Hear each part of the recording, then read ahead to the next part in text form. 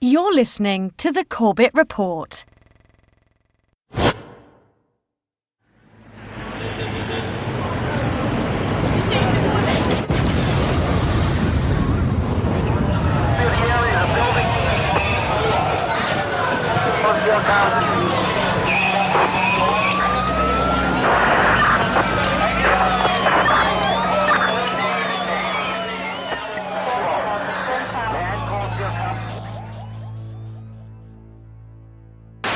Al-Qaeda terrorist, September the 11th. Al-Qaeda, 9/11 hijackers, jihadist terrorist organizations. Terror attack. Bin Laden. September 11th. Terrorist. The self-confessed mastermind. Osama bin Laden, the leader of Al-Qaeda. Al-Qaeda. Terrible new terrorist organization. September 11th. Our enemy is a radical network of terrorists and every government that supports them.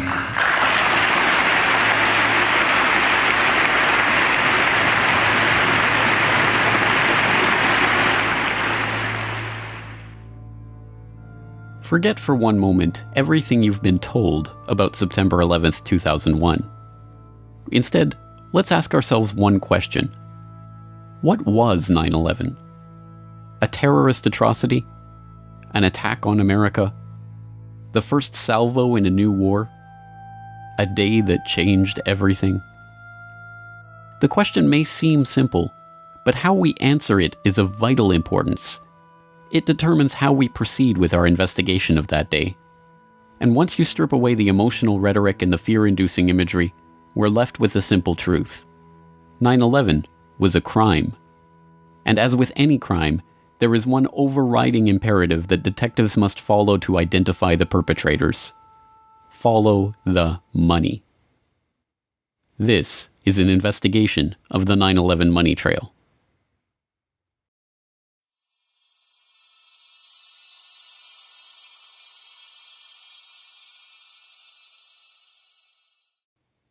In 1998, the Port Authority of New York and New Jersey agreed to privatize the World Trade Center, the complex of office towers in Lower Manhattan that they had owned and operated since their construction in 1973.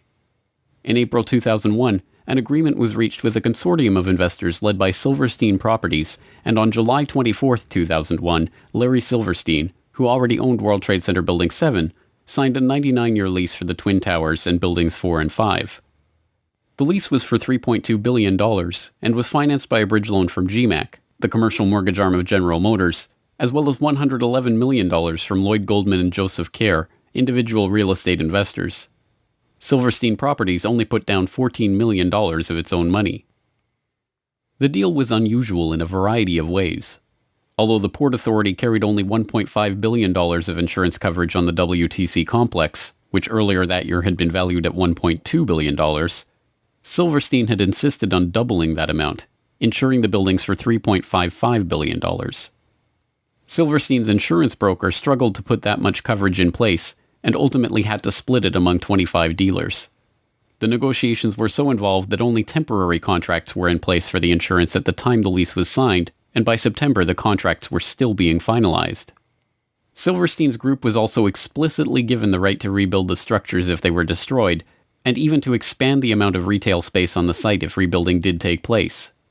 Within hours of the destruction of the Twin Towers on September 11th, Silverstein was on the phone to his lawyers, trying to determine if his insurance policies could construe the attacks as two separate insurable incidents rather than one. Silverstein spent years in the courts attempting to win $7.1 billion from his $3.55 billion insurance policy, and in 2007 walked away with $4.55 billion, the largest single insurance settlement ever.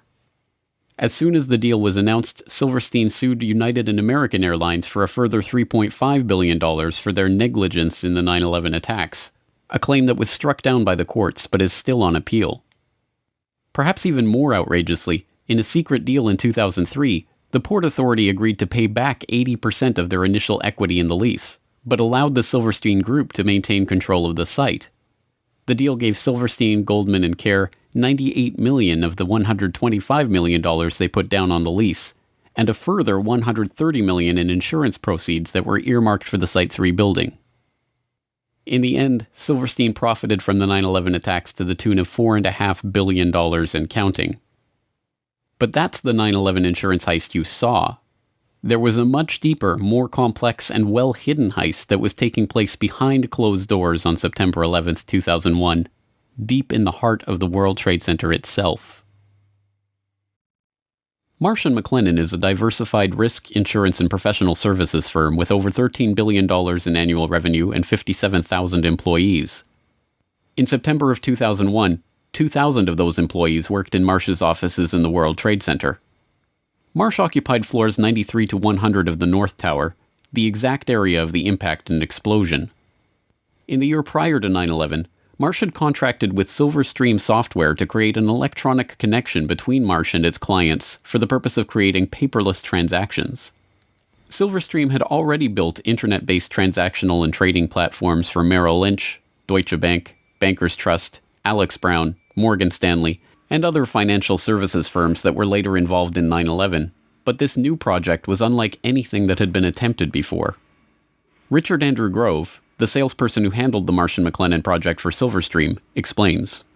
In 2000, Silverstream was contracted by Marsh to provide a technological solution beyond what we had done for any of the above-named companies, insofar as it would be used to electronically connect Marsh to its major business partners via internet portals for the purpose of creating paperless transactions and expediting revenue and renewal cycles, and built from the ground up at the client's site.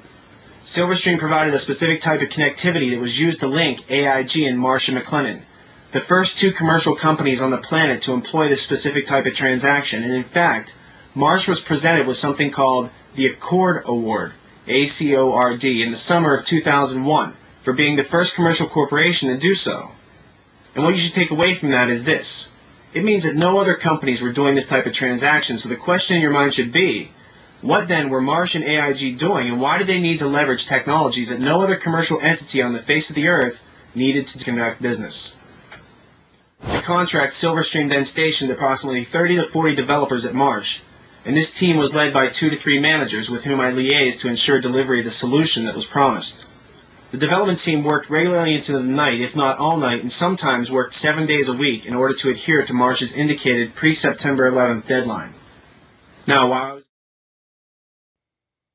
But it was not long before severe irregularities in the billing of the account for this project led Richard Grove into the heart of a deeper mystery about the software and about the work that he was engaged in.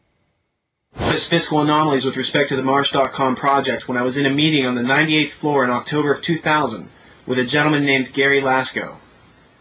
Gary was Marsh's North American Chief Information Officer, and that particular afternoon a colleague and I helped him identify about $10 million in suspicious purchase orders after I had recognized that certain vendors were deceiving Marsh and specifically appeared to be selling Marsh large quantities of hardware that were not necessary, as this was later confirmed by Gary. In the spring of 2000, I brought my concerns up to executives inside of Silverstream and I was urged to keep quiet and mind my own business. I went to an executive inside of Marsh, and he advised me to do likewise. But then, I mentioned it to a few executives at Marsh who I could trust, like Gary Lasko, and Catherine Lee, Ken Rice, Richard Bruhart, and John Olthofer, people who became likewise concerned that something untoward was going on. The concerned colleagues I just mentioned were murdered on September 11th, and the executives who expressed dismay at my concerns are alive and free today because of it. I feel it's no coincidence as the Marsh executive who urged me to drop my line of inquiry made sure that his personnel, who I just mentioned, were in the office bright and early for a global conference call before the staff meeting upon which I was to intrude. A conference call which I was informed this executive in question conducted, but attended from the safety of his Upper West Side apartment. Although in getting...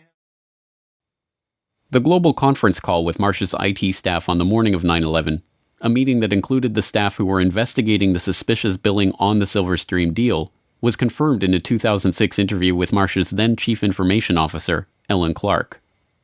Richard Grove had been asked to attend the meeting, but was stuck in traffic on the way to the towers when the attack began. His friends at Marsh were not so lucky. 294 Marsh employees, including all of the participants in the conference call in the North Tower, died that morning. Meanwhile, the Marsh executive who had scheduled the meeting, the same one who had asked Grove to drop the issue of the billing anomalies, was safe in his apartment, attending the meeting via telephone. So what was the Marsh.com project really about? Why was it so important for it to be finished before September 11th? And what kind of transactions did it enable? More importantly, what information was lost when the data center on the 95th floor of the North Tower suffered a direct hit on 9/11 and the buildings were demolished? A partial answer comes from reports that emerged in late 2001 that a German firm, Convar, had been hired to reconstruct financial data from the hard disks recovered at Ground Zero. The firm talks about this work in its promotional videos. September the 11th, 2001. The whole world is in shock following the attacks on the World Trade Center. Convar has some solutions to offer.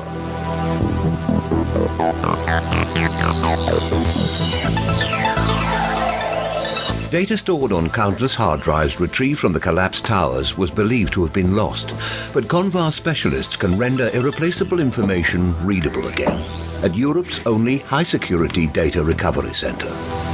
Burnt, crushed, or dirty storage media are ready to relinquish their secrets by the time we finish with them. More details about the work comes from an IDG news service story posted to CNN.com in December 2001. Under the headline, "Computer disk drives from WTC could yield clues," the article notes, "An unexplained surge in transactions was recorded prior to the attacks, leading to speculation that someone might have profited from previous knowledge of the terrorist plot by moving sums of money. But because the facilities of many financial companies processing the transactions were housed in New York's World Trade Center, destroyed in the blasts, it has, until now, been impossible to verify that suspicion." A Reuters article from the same time, later posted to Convar's website, offers revealing glimpses into the investigation's early results. It quotes Peter Herschel, Convar's director at the time. "The suspicion is that inside information about the attacks was used to send financial transaction commands and authorizations in the belief that amid all the chaos the criminals would have, at the very least, a good head start. Of course, it is also possible that there were perfectly legitimate reasons for the unusual rise in business volume. It could turn out that Americans went on an absolute shopping binge on that Tuesday morning. But at this point, there are many transactions that cannot be accounted for. Not only the volume, but the size of the transactions was far higher than usual for a day like that. There is a suspicion that these were possibly planned to take advantage of the chaos." It also quotes Richard Wagner, one of the company's data retrieval experts. "There is a suspicion that some people had advanced knowledge of the approximate time of the plane crashes in order to move out amounts exceeding $100 million. They thought that the records of their transactions could not be traced after the mainframes were destroyed." Was the revolutionary electronic trading link between AIG and Marsh being used to funnel money through the World Trade Center at the time of the attack?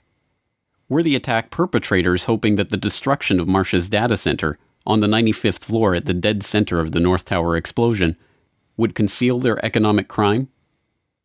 One piece of corroborating evidence for the idea comes from author and researcher Michael Rupert, who reported in 2004 that immediately before the attacks began, computer systems in Deutsche Bank, one of Silverstream's other E-Link clients, had been taken over from an external location that no one in the office could identify. Within, I would guess, I'd have to go back and look at the book, but it was no more than a week after the attacks. I was being contacted by a lot of people from inside official sources who were raising a lot of questions. This one particular person was extremely credible. They absolutely convinced me they had been an employee of Deutsche Bank in the Twin Towers.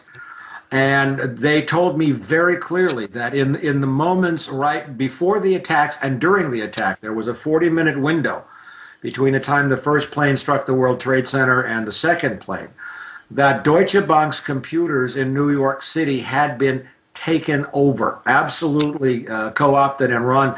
There was a massive data purge, a massive data download, and all kinds of stuff was moving. And what this person said very clearly was that no one in the Deutsche Bank offices in the towers at the time had the ability to prevent what was going on from any of their terminals.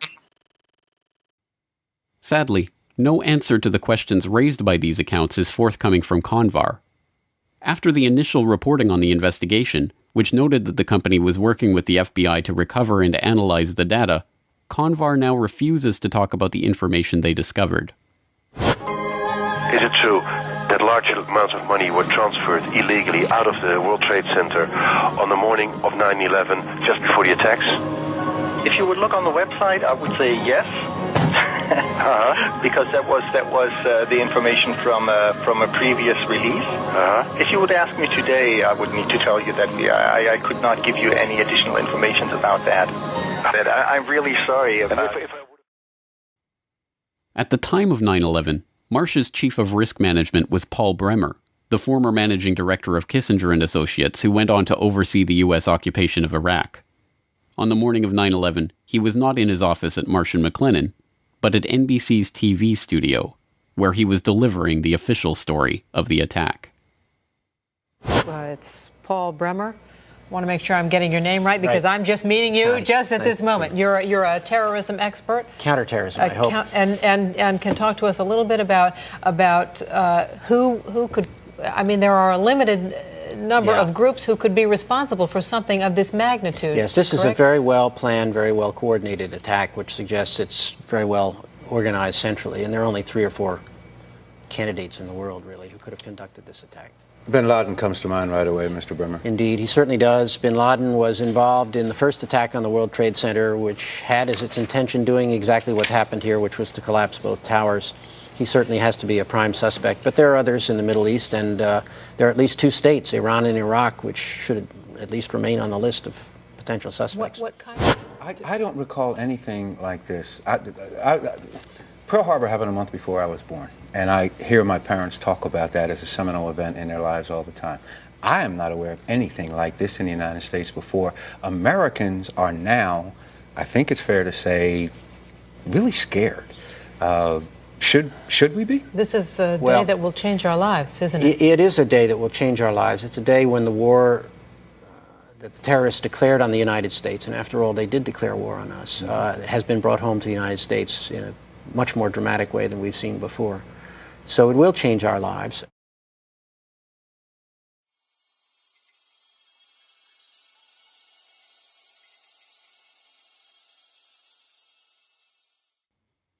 On September 12, 2001, before the dust had even settled on Ground Zero, the Securities and Exchange Commission opened an investigation into a chilling proposition: that an unknown group of traders with advanced knowledge of the 9/11 plot had made millions betting against the companies involved in the attacks. What many Wall Street analysts believe is that the terrorists made bets that a number of stocks would see their prices fall. They did so by buying what are called puts.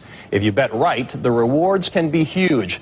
The risks are also huge, unless, of course, you know something bad is going to happen to the company you're betting against. This could very well be insider trading at the worst, most horrific, most evil use you've ever seen in your entire life.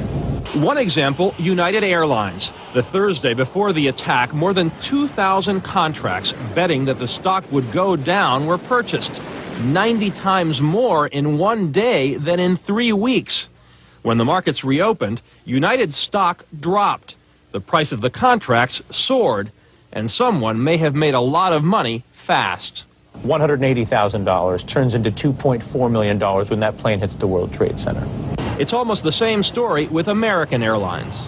That's a 5-fold increase in the value of what was a $337,000 trade on Monday. All of a sudden becomes what? $1.8 million. And there's much more, including an extraordinarily high number of bets against Morgan Stanley and Marsh & McLennan, 2 of the World Trade Center's biggest tenants. Could this be a coincidence? This would be one of the most extraordinary coincidences in the history of mankind if it was a coincidence. Although the put options on American and United Airlines are usually cited in reference to the 9/11 insider trading, these trades only represent a fraction of the suspicious trades leading up to the attack. Between August 20th and September 10th, abnormally large spikes in put option activity appeared in trades involving dozens of different companies whose stocks plunged after the attack, including Boeing, Merrill Lynch, JP Morgan, Citigroup, Bank of America, Morgan Stanley, Munich Re, and the AXA Group. Traders weren't just betting against the companies whose stocks dove after 9/11, however. There was also a 6-fold increase in call options on the stock of defense contractor Raytheon on the day before 9/11. The options allowed the traders to buy Raytheon stock at $25. within a week of the attack, as the American military began deploying the Raytheon-supplied Tomahawk missiles they would eventually use in the invasion of Afghanistan, the company's share price had shot up 37% to over $34. The SEC weren't the only ones interested in this particular 9/11 money trail either.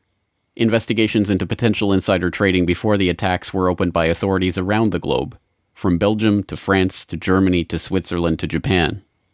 It wasn't long before this global financial manhunt started yielding clues on the trail of the terror traders.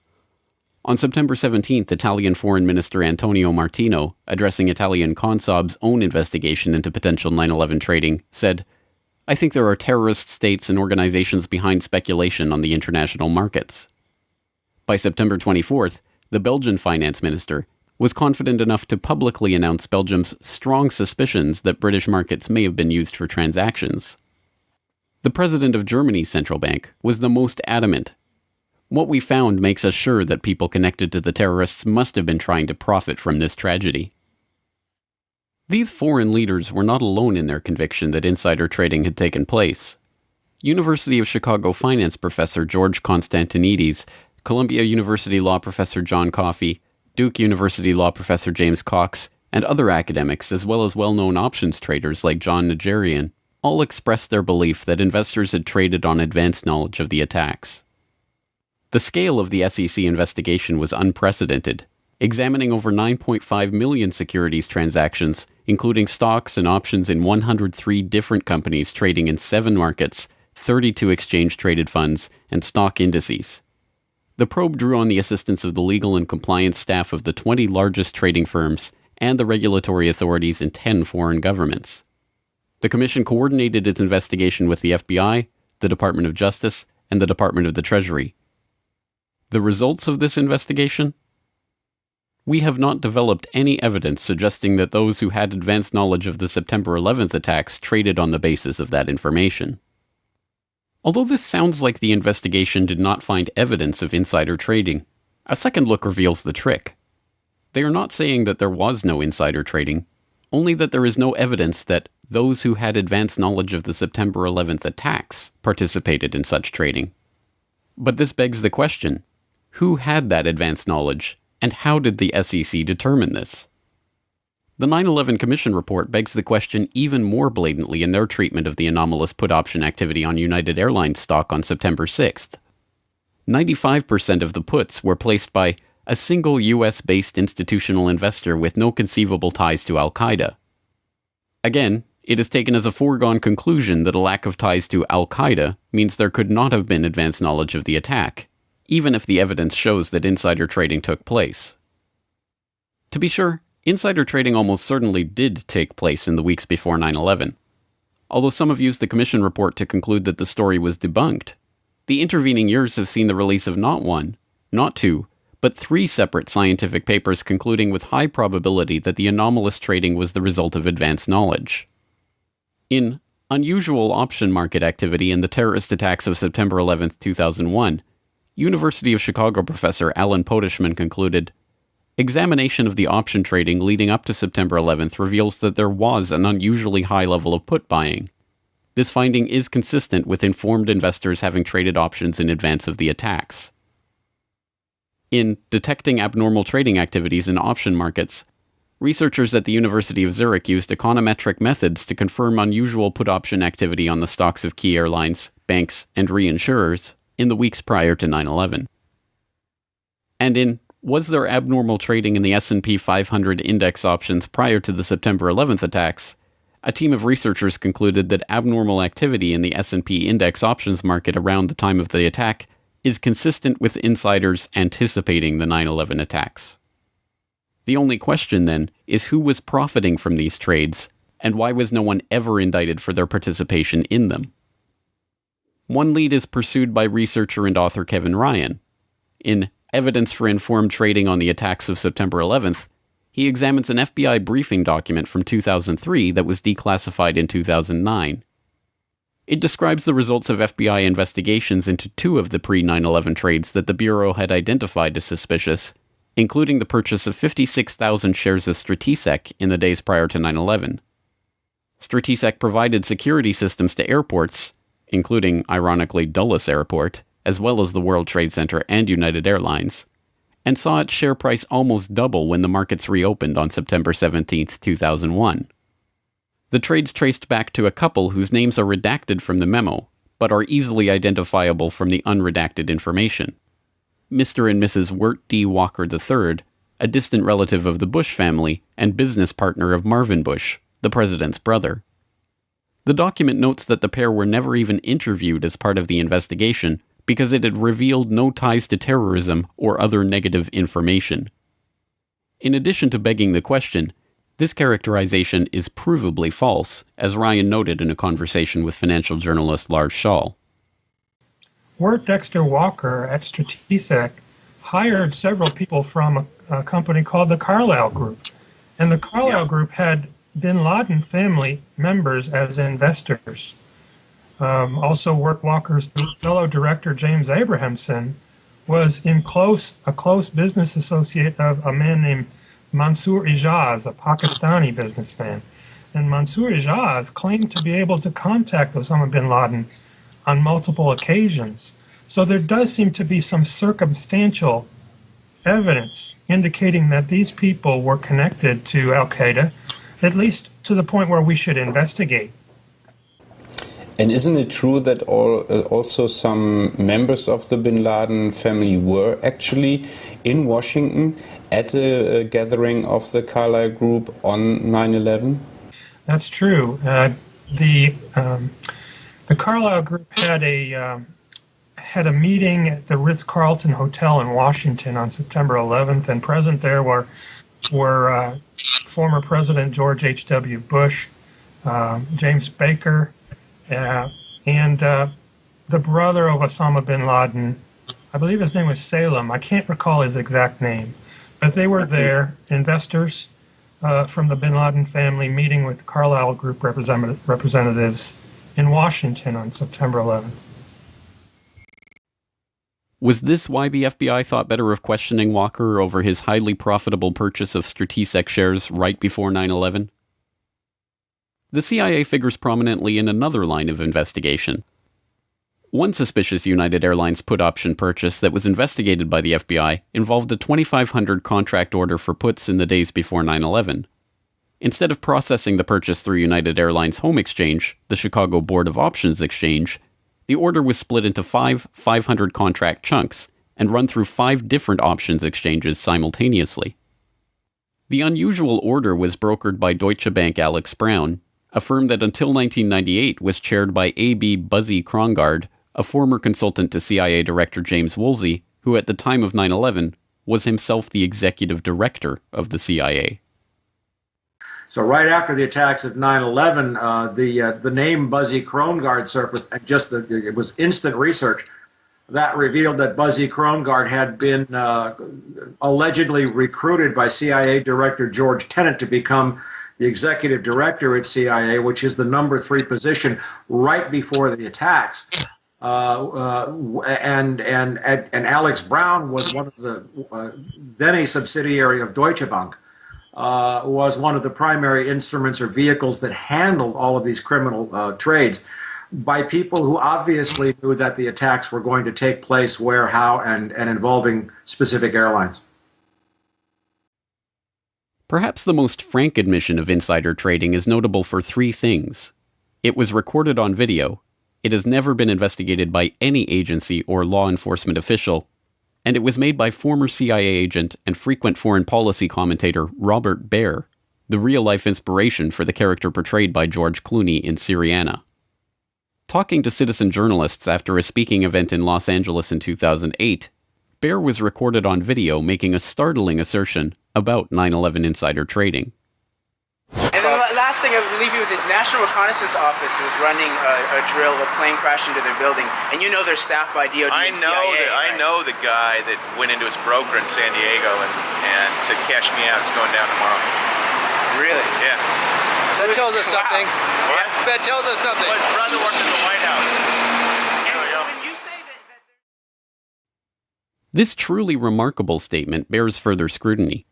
If Baer is to be believed, a former CIA agent has first-hand knowledge that a White House insider had foreknowledge of the attacks, And to this day, not only has Baer never revealed the identity of this person, but no one has questioned him about his statement or even attempted to pursue this lead. So how is it possible that the SEC overlooked, ignored, or simply chose not to pursue such leads in their investigation? The only possible answer, of course, is that the investigation was deliberately steered away from such persons of interest and any connections that would lead back to foreknowledge by government agencies, federal agents, or their associates in the business world. Unfortunately, we will likely never see documentary evidence of that from the Commission itself. One researcher requesting access under the Freedom of Information Act to the documentary evidence that the 9/11 Commission used to conclude that there had been no insider trading received a response that stated that the potentially responsive records have been destroyed. Instead, we are left with sources that refuse to be identified, saying that CBOE records of pre-9/11 options trading have been destroyed, and second-hand accounts of traders who had heard talk of an event in advance of 9/11. In a roundabout way, perhaps the 9/11 Commission reveals more than it lets on when it tries to dismiss key insider trades with the pithy observation that the traders had no conceivable ties to Al-Qaeda. If those with foreknowledge of the attacks weren't connected to Al-Qaeda, what does that say about the identity of the real 9/11 perpetrators?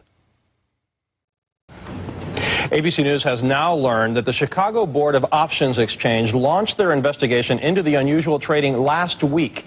That may have given them enough time to stop anyone from profiting from death here in the U.S. It may also give investigators, Peter, a hot trail that might lead them to the terrorists. Thanks very much. As a reminder of the complications here, though, the Secretary of the Treasury said today of this investigation, you've got to go through 10 veils before you get to the real source. Yep. Thanks, Antonio.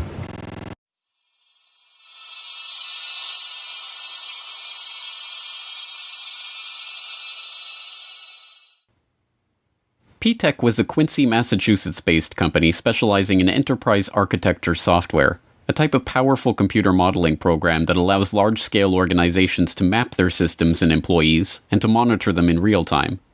The person running this software has a god's eye view of processes, personnel, and transactions, and even the ability to use this data to foresee problems before they happen and to intervene to stop them from happening. As a senior consultant working on risk management for JP Morgan at the time of 9/11, Indira Singh was looking for exactly this type of software to implement the bank's next-generation risk blueprint.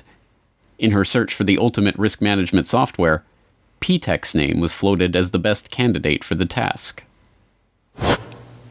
I had a good life. I did risk at JP Morgan Chase.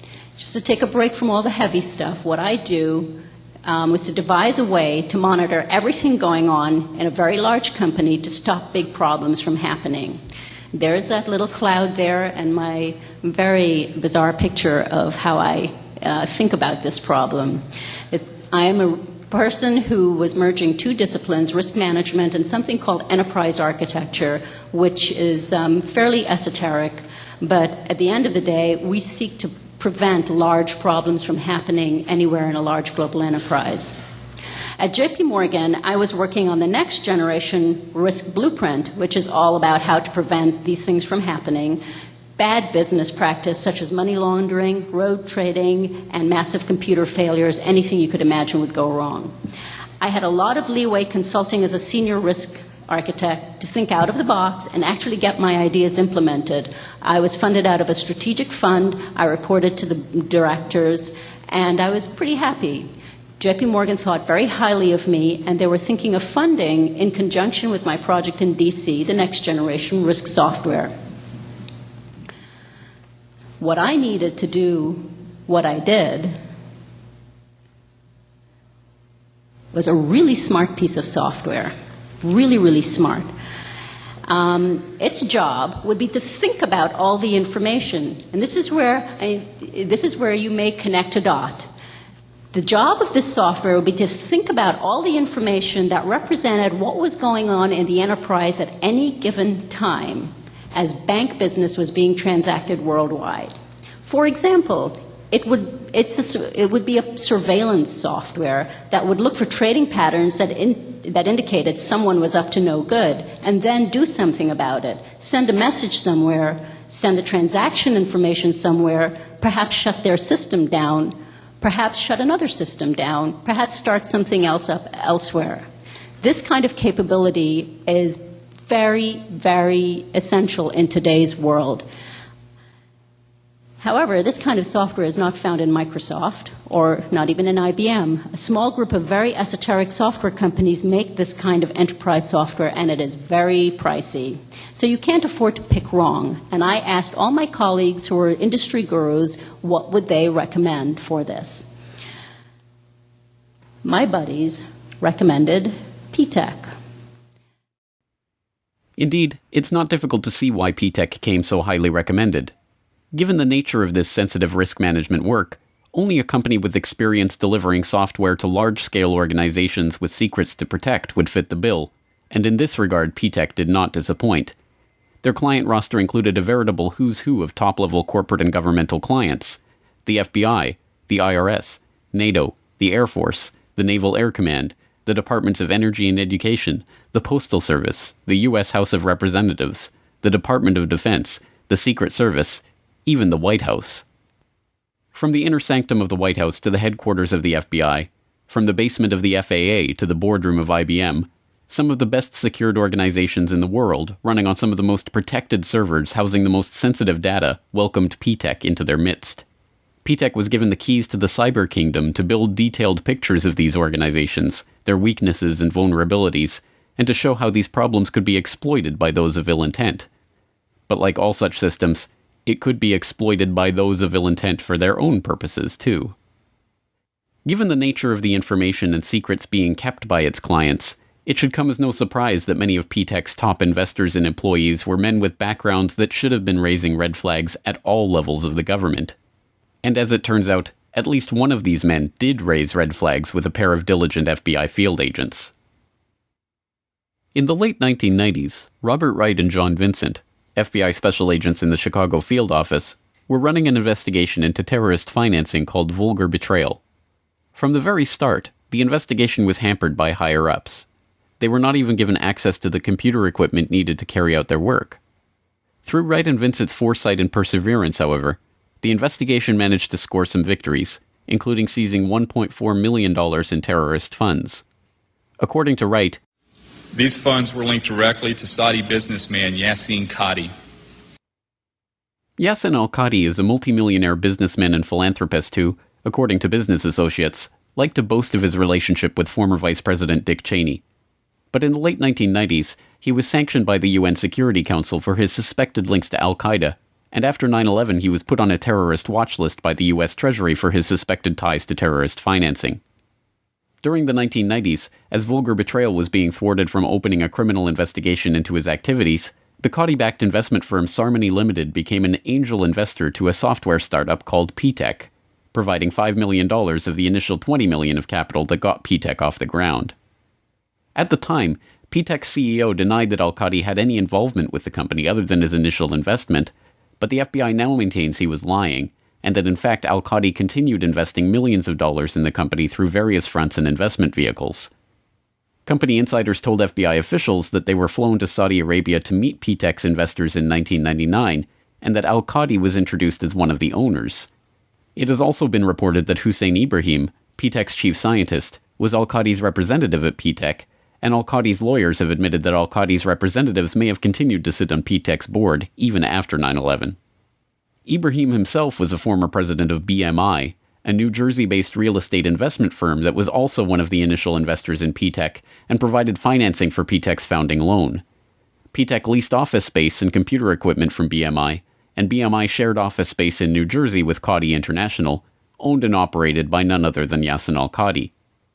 In 2003, counterterrorism czar Richard Clarke said, BMI held itself out publicly as a financial services provider for Muslims in the United States. Its investor list suggests the possibility this facade was just a cover to conceal terrorist support. Suhail Lahir was P-TECH's chief architect. When he wasn't writing the software that would provide P-TECH with detailed operational blueprints of the most sensitive agencies in the US government, he was writing articles in praise of Islamic holy war. He was also fond of quoting Abdullah Azzam, Osama bin Laden's mentor and the head of Maktab al-Khidmat, which was the precursor to al-Qaeda. That such an unlikely cast of characters were given access to some of the most sensitive agencies in the US federal government is startling enough. That they were operating software that allowed them to map, analyze, and access every process and operation within these agencies for the purpose of finding systemic weak points is equally startling. Most disturbing of all, though, is the connection between P-TECH and the very agencies that so remarkably failed in their duty to protect the American public on September 11th, 2001. Could you describe the relationship of P-TECH with the FAA? Now, P-TECH worked with the FAA for several years, didn't they? Yes, they worked the FAA. It was a joint project between P-TECH and MITRE, and they were looking at, it's interesting, they were looking at basically holes in the FAA's interoperability with responding with other agencies, law enforcement, in the case of an emergency such as a hijacking. So they were looking for the escalation process, what people would do, how they would respond in case of an emergency, and find the holes and make recommendations to fix it. Now, if anyone was in a position to understand where the holes were, P-TECH was, and that's exactly the point. And if anybody was in a position to write software to take advantage of those holes, it would have been P-TECH. Now, was there a reference to P-TECH having operated in the basement out of the FAA? Yes. Now, typically, because the scope of such projects are so overarching and wide-ranging, when you are doing an enterprise architecture project, you pretty much have access to how anything in the organization is being done, where it's being done, on what systems, what the information is, and you pretty much have carte blanche. If it's a major project that spans several years, the team that comes in has literally access to almost anything that they want because you're operating on a blueprint level, on a massive scale. So, yes, they were everywhere, and I was told that they were in places that required clearances. I was told that they had log-on access to FAA flight control computers. I was told that they had passwords to many computers that you may not on the surface think has anything to do with finding out holes in the system. But let's say you've said, okay, you isolated a part of a process, of a notification process that was mediated by a computer, and you wanted to investigate it further, then you would typically get log-on access to that computer. And from that, back upstream or downstream, so who knows? You know, from my own experience, I could have access to almost anything I wanted to in JP Morgan Chase. And didn't, for the reason if anything went wrong, I didn't want to have the access. But if you were up to no good as an enterprise architect with such a mandate, you typically could have anything you wanted. So who was really behind P-TECH? Did Ziadi, Ibrahim, and the others somehow evade the due diligence of all of the government agencies and multinational corporations that P-TECH contracted with? Did P-TECH just happen to end up working on the interoperability of the FAA and the Pentagon systems on the morning of 9/11? Did al-Qadi's friend Dick Cheney really know nothing of Qadi's connections or activities? Was this all some devious al-Qaeda plot to infiltrate key systems and agencies of the US government? Not according to the people who were really investigating the company. So what did the 9/11 Commission have to say about P-TECH? Absolutely nothing. The co-chair of the commission, Thomas Kane, had been involved in a $24 million real estate transaction with BMI, one of the P-TECH investors, but no mention was made of that at the time, and the commission never looked into P-TECH or its activities on 9/11. Meanwhile, Cheney's friend al-Qadi has since been removed from the Swiss, European, UN Security Council, and US Treasury terrorist sanctions lists. And Robert Wright? After Vulgar Betrayal was shut down, the FBI did eventually raid P-TECH's offices in December of 2002, but not before the company was given 2 weeks advance warning of the raid. The very next day, then Homeland Security Chief Tom Ridge declared that P-TECH in no way jeopardizes the security of the country. Osama Ziadi is still wanted by the FBI for lying about al-Qadi's involvement with the company, but the case is now cold. To the families and victims,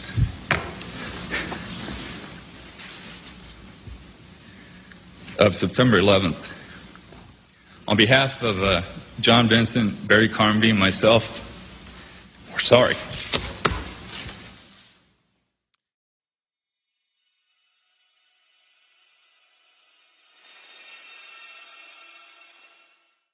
The topic today is an adversary that poses a threat, serious threat to the security of the United States of America.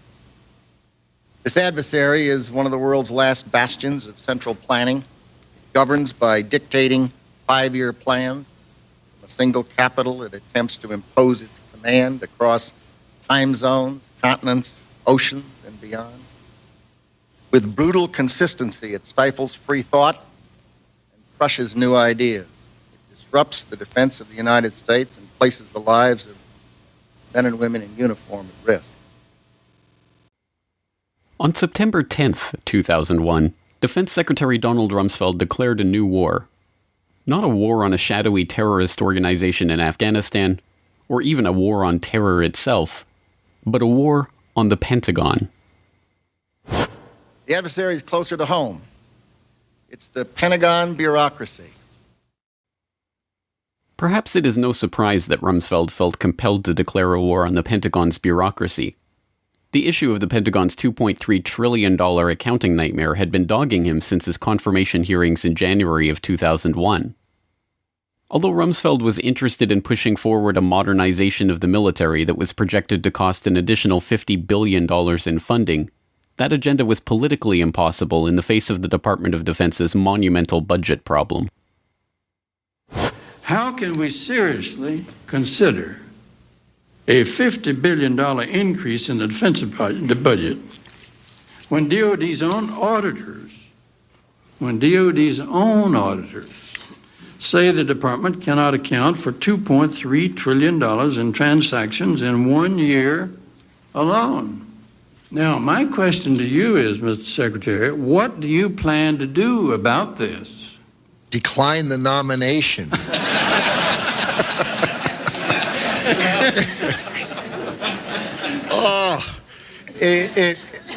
Senator, I have heard... I don't want to see you do that. We'll stand adjourned in that case. Senator, I have heard some of that and read some of that, that the department is not capable of auditing its books. It is... I was going to say terrifying. Terrifying only begins to describe the problem. The Department of Defense's own Inspector General report for fiscal year 1999 noted that the Defense Finance and Accounting Service had processed $7.6 trillion of department-level accounting entries in that year. Of that amount, only $3.5 trillion could be properly accounted for. $2.3 trillion in transactions were fudged to make entries balance, run through without proper documentation, or made up entirely.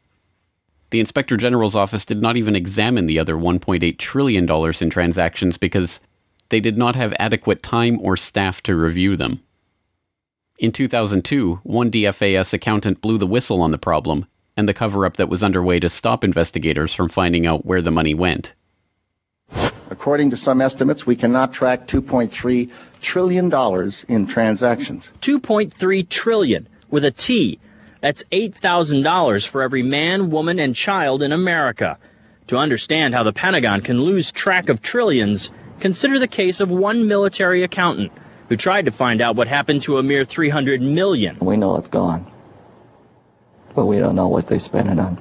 Jim Minery, a former Marine turned whistleblower, is risking his job by speaking out for the first time about the millions he noticed were missing from one defense agency's balance sheets. Minery tried to follow the money trail, even crisscrossing the country looking for records. The director looked at me and he says, "Why do you care about this stuff?" It took me aback, you know. My supervisor asked me why I care about doing a good job. He was reassigned and says officials then covered up the problem by just writing it off. As controller of the Pentagon from 2001 to 2004, Dov Zakheim was the man tasked with solving this problem. There are all kinds of long-standing rules and regulations about what you can do and what you can't do. I know Dr. Zakheim's been trying to hire CPAs because the financial systems of the department are so snarled up that we can't account for some $2.6 trillion in transactions that exist, if that's believable. And yet we're told that we can't hire CPAs to help untangle it in many respects. Mr. Secretary, the first time and the last time that Dov Zakheim and I broke bread together, he told me you'd have a handle on that 2.6 trillion by now, but we'll discuss that a little. We've got a handle, it's just a little hot.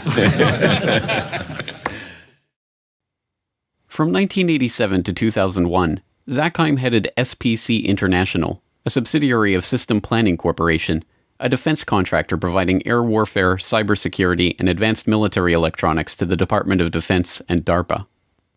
SPC's Radar Physics Laboratory developed a remote control system for airborne vehicles that they were marketing to the Pentagon prior to 9/11. Zakheim was also a participant in drafting Rebuilding America's Defenses, a document that called for a sweeping transformation of the U.S. military, including the implementation of the $50 billion missile defense program and increased use of specialized military technologies. The paper even noted how advanced forms of biological warfare that can target specific genotypes may transform biological warfare from the realm of terror to a politically useful tool. Rebuilding America's Defenses was a white paper produced by the Project for the New American Century, a group founded in 1997 with the goal of projecting American global dominance into the 21st century. Joining Zakheim in the group were a host of other neocons who ended up populating the Bush administration, including Dick Cheney, Paul Wolfowitz, Richard Pearl, Jeb Bush, and Donald Rumsfeld. In their September 2000 document, the group lamented that their plan for transforming the military was not likely unless a defining event took place, one that would galvanize public opinion. The process of transformation, even if it brings revolutionary change, is likely to be a long one, absent some catastrophic and catalyzing event, like a new Pearl Harbor. We know that the thing that tends to register on people is fear, and we know that tends to happen after there's a Pearl Harbor. It tends to happen after there's a crisis. And that's too late for us. We've got to be smarter than that. We've got to be wiser than that. We have to be more forward-looking. There's a wonderful book on Pearl Harbor by Roberta Wohlstetter and a foreword by Dr. Schelling that talks about this problem of seeing things happen and not integrating them in your mind and saying, yes, we need to be doing something about that now. That I reread periodically because it's so important. And on 9/11/2001, America received its new Pearl Harbor. The attack on the Pentagon struck Wedge 1 on the west side of the building. An office of the U.S. Army called Resource Services Washington had just moved back into Wedge 1 after renovations had taken place there. The office was staffed with 45 accountants, bookkeepers, and budget analysts. 34 of them were killed in the attack. A 2002 follow-up report from the DoD Inspector General on the missing trillions noted that a further $1.1 trillion in made-up accounting entries were processed by the Pentagon in fiscal year 2000, but they did not even attempt to quantify the missing funds for 2001. The Secretary of the Army, Thomas White, later explained they were unable to produce a financial report for 2001 at all, due to the loss of financial management personnel sustained during the September 11th terrorist attack. Before becoming Secretary of the Army, Thomas White was a senior executive at Enron. Enron was one of the largest energy companies in the world, posting a $111 billion profit in 2000, before being exposed as an elaborate corporate accounting fraud in 2001. The SEC, which investigated the Enron scandal, occupied the 11th to 13th floors in World Trade Center Building 7, and their offices were destroyed on 9/11, destroying 3,000 to 4,000 documents on active investigations in the process. Perhaps unsurprisingly, Rumsfeld's war on the Pentagon's bureaucracy did not yield the results he promised. By 2013, the unaccountable money in the Pentagon's coffers had reached $8.5 trillion. The latest scandal to hit Washington comes from a report revealing the Pentagon misplaced $8.5 trillion. Military leaders have also been found ordering subordinates to doctor books to hide the missing money. This is the conclusion of a special report by Reuters. One former Pentagon employee, Linda Woodford, said she spent 15 years there falsifying financial records. Woodford had a job checking Navy accounting records against figures supplied by the Treasury Department. She said money was missing from the report every month. And national security expert Steve Miles is here with me to help us crunch these numbers. $8.5 trillion unaccounted for? It's a lot of money. This is the kind of thing that you would think would bring Capitol Hill to a screeching halt. There'd be hearings kind of almost daily. You'd have various committees looking into it. None of that. It just leads to massive waste, and there can be all sorts of fraud that you don't know about. Just one example, when the Inspector General looked at Iraq, which was, a lot of money, but in the grand scheme, just a portion of the money the U.S. spends. What they found was about $50 billion of the money the U.S. spent there was wasted. And about $6 billion was completely lost. They had no idea where it went. It was completely unaccounted for. But put that in perspective, that's about this amount of money that other countries would spend on their defense in a year total. And that's just the loose pocket change that we lost in the couch. One thing I found very interesting in this report is that the Pentagon apparently uses a standard operating procedure to enter false numbers or so-called plugs to cover lost or missing information in their accounting in order to submit a balanced budget to the Treasury. So they can write in everything. That's probably the most shocking part of this, is that they get to the end of the day and they say, oh, there's money missing. What do we do? Well, we'll just put a number in there that says it's there and we'll sort it out later. I mean, again, this is the type of operating practice that if you did it in your own business, if you tried to do it with your own taxes for the government, they'd haul you off to jail. But then, given that the trillions have never been accounted for, and given that American defense spending soared to record levels after the attack, perhaps Rumsfeld's war on the Pentagon, the one he announced on September 10th, was successful after all. And perhaps September 11th was the key battle in that war.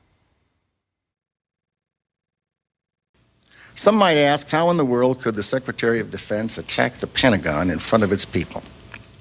To them I reply, I have no desire to attack the Pentagon. I want to liberate it.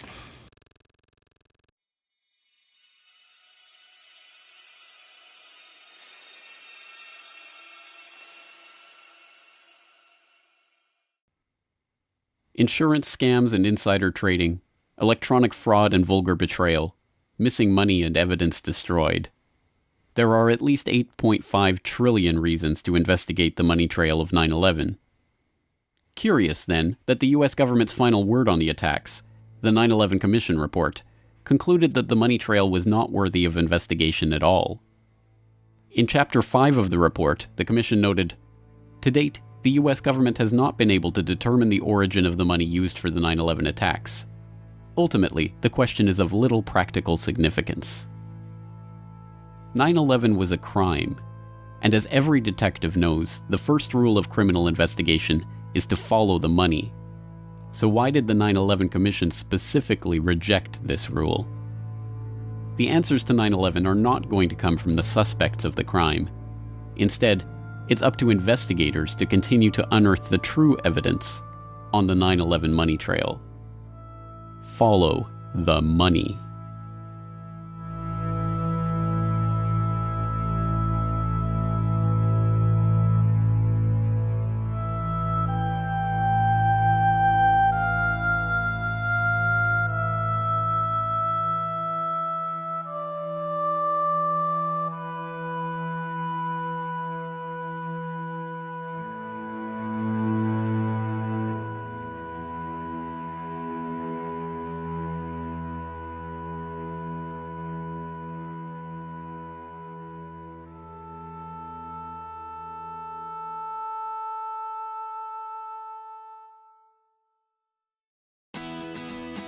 The Corbett Report is brought to you by the Corbett Report subscriber, a weekly newsletter featuring James Corbett's International Forecaster editorial, recommended reading and viewing, discounts on Corbett Report DVDs, and once a month, a subscriber-only video.